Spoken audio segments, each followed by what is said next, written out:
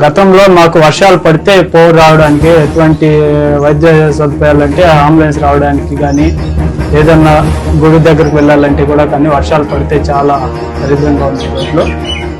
చంద్రబాబు దయ వల్ల మేము ఆయనకి మా పరిస్థితి ఇట్లా ఉంది సార్ అని అర్జీలు పెట్టుకున్నాము. ఆయన దయ చూపించి మాకు 36 లక్షల రూపాయలు సీజ్ రోడ్ల వరకు మాకు శాంక్షన్ చేశారు.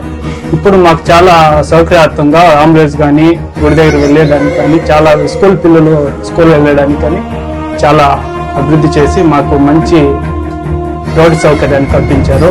ఈ ఊరోళ్ళంతా సగ్ చేసుకుని తలాకి 1000-2000 వేసి పెట్టుబడి దించేసేట్లయితే ఆ మహానుభావుడు ఏదో అంత మటుకు కలగజేసి మనకి ఏదో దానికి ఒక దావ చూపిస్తే దానికి అందరూ మనం 10 మంది ఉంటైన దానికి ఈ 10 మంది చాలా నెమ్మదిగా పోతున్నారు. ఆ కుటుంబరాలు కూడా చాలా బాగుంది.